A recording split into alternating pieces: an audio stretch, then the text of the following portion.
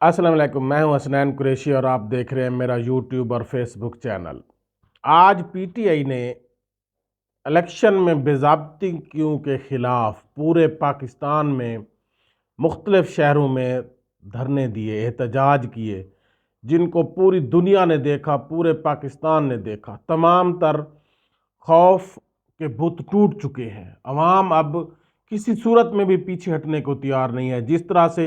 Election में rigging की गई है, उसकी नज़ीर कहीं नहीं मिलती। पाकिस्तान की हिस्ट्री में इसकी मिसाल नहीं मिलती जिस तरह इस इलेक्शन में धांधली की गई है। और उसके तमाम तर सबूत आने के बावजूद भी हमारा सिस्टम अपनी हठ धर्मी पर कायम है। पहले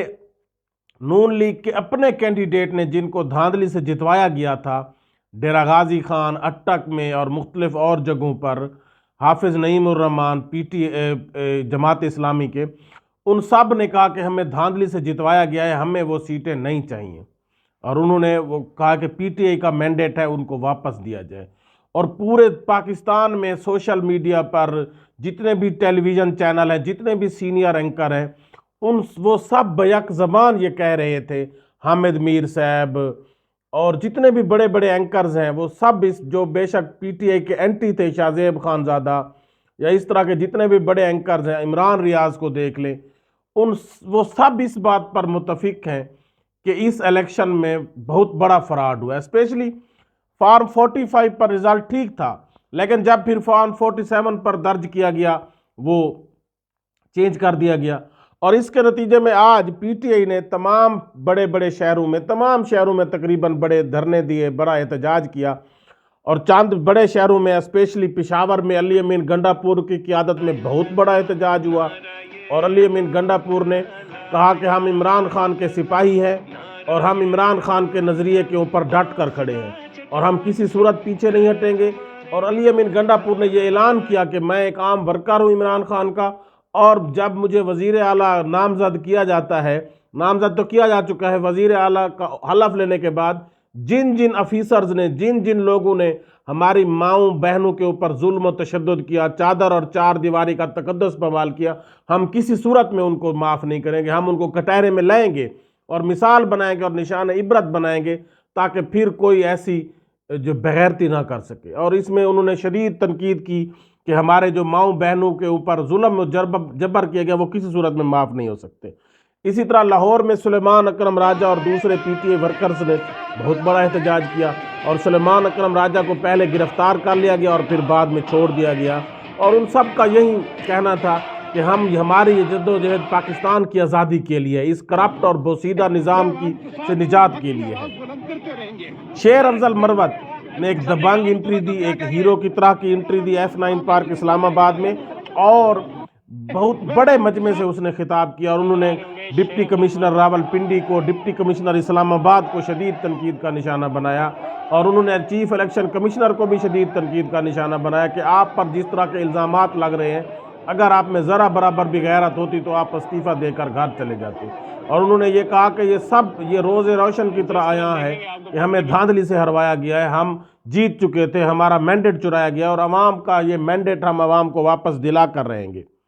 इसी तरह कराची में हलीम आदिल शेख, जो चंद दिन पहले रिहा हुए हैं, उनके सरबराही में एक बहुत बड़ा जलूस निकला, एक बहुत बड़ा एहतजाजी धरना हुआ, जिसने कराची की तारीख को रकम कर दी, कराची की तारीख में एक रिकॉर्ड कायम कर दिया। और उनका भी यही कहना था कि जो हमारे साथ नाइंसाफ़ी हुई है, जो हमारी सीटें छीनी गई हैं, कि कराची में भी MQM को नवाजा गया है, हम वो सीटें हर सूरत में वापस लेकर रहेंगे, हम अपनी आवाम का मैंडेट उनको वापस दिलाएंगे। और इस तरह रिहाना डार का सियालकोट में, तमाम तकरीबन शहरों में बहुत बड़े धरने हुए, बहुत बड़ा एहतजाज रिकॉर्ड करवाया गया। और आवाम ने ये ज़हर शो कर दिया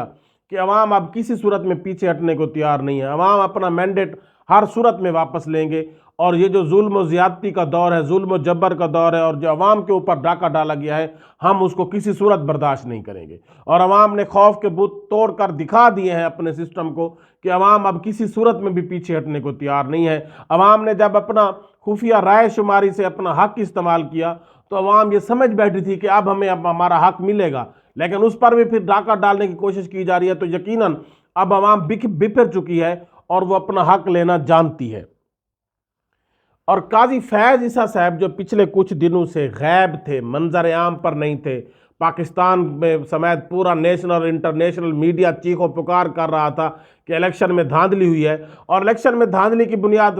فیض عیسیٰ صاحب آج کہہ رہے تھے کہ جی ہم نے کیا دھاندلی کی ہے، جب پی ٹی آئی چیختی رہ گئی کہ پہلے ہمیشہ عدلیہ کے آروز ہوتے ہیں، ڈی آروز ہوتے ہیں، اس دفعہ کیوں نہیں لگائے گئے، اور وہ بار بار آپ سے اپیلیں کرتے رہے کہ پہلے کی طرح اس دفعہ بھی عدلیہ میں سے ججز کو ہی آروز اور ڈی آروز لگایا جائے، لیکن آپ کے کانوں پر جو تک نہیں رینگی، اور اس وقت یقیناً یہ ایک دھاندلی کی طرف ایک پیش خیمہ تھا کہ ایک سرکاری ملازم اے سی اور ڈی سی جو ہمیشہ سرکار کے غلام رہتے ہیں، جب ان کو آروز اور ڈی آروز لگایا گیا تو یہ دھاندلی کی طرف ایک پہلا قدم تھا جو آپ کی بساطت چلا ہے۔ اور جو چیف جسٹس صاحب جو پہلے کہتے ہیں کہ میں تو میڈیا ہی نہیں دیکھتا، مجھے میڈیا کا پتہ ہی نہیں ہوتا، میں تو سویا رہتا ہوں، میں تو نیند میں رہتا ہوں، لیکن آج جب ان کے اپنے اوپر الزام لگے اور وہ فوراً بھاگتے ہوئے عدالت بھی پہنچ گئے، میڈیا کے پاس بھی پہنچ گئے، بیانات بھی دینا شروع کر دیے، آج پتہ نہیں ان کو کہاں سے پتہ چل گیا کہ میڈیا سے کہاں سے پتہ چلا ان کو کوئی وحی نازل ہوئی ہے، کیا ہوا ہے کہ وہ فوراً بھاگ کر عدلیہ بھی پہنچ گئے، اور پھر میڈیا کے ساتھ بھی انہوں نے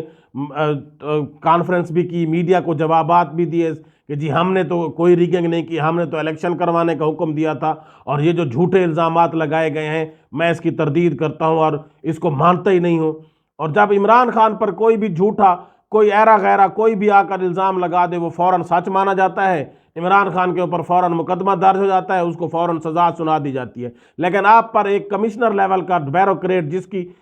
تمام اس کے علاقے کے وہاں کے راولپنڈی کے لوگ میڈیا پرسن یہ گواہی دے رہے ہیں کہ وہ ایک ڈیڈ انیسٹ پرسن ہے، آپ اس کی گواہی کو فوراً رد کر رہے ہیں، تو یقیناً یہ ہمارے سسٹم کے اوپر بہت بڑا دھبا لگ چکا ہے۔ اور فیض عیسیٰ صاحب جتنا بھی آپ اس سے بچنا چاہیں، آپ کے اوپر یہ الزام ضرور آئے گا اور آتا رہے گا اور ہمیشہ آتا رہے گا۔ جب آپ نے آروز اور ڈی آروز، اے سیز اور ڈی سیز لگانے کا حکم دیا تو اس دن سے اس دھاندلی کی بنیاد رکھی جا چکی تھی۔ اب آپ بے شک جتنی بھی اس سے آنکھیں بند کریں، لوگوں کو مطمئن کرنے کی کوشش کریں، لوگوں کے اوپر یہ باتیں ساری روز روشن کی طرح آیا ہیں، اور آپ پر ہمیشہ اس الیکشن کے فراڈ کا جب بھی نہ ذکر آئے گا فیض عیسیٰ صاحب کا نام پہلے ہی آئے گا، کیونکہ بنیاد آپ نے رکھی تھی۔ جب پی ٹی آئی چیختی رہ گئی کہ آروز اور ڈی آروز عدلیہ ہو جس طرح پہلے ہوتی ہے ججز صاحبانوں، آپ نے اس کے اوپر جو کوئی کان نہ دھرے اور کوئی ان کی سنوائی نہ کی، جس سے پہلی بنیاد آپ نے رکھی، اور اب آپ جتنی بھی آنکھیں چرائیں آپ پر ہمیشہ یہ الزام آتا رہے گا۔ اللہ حافظ۔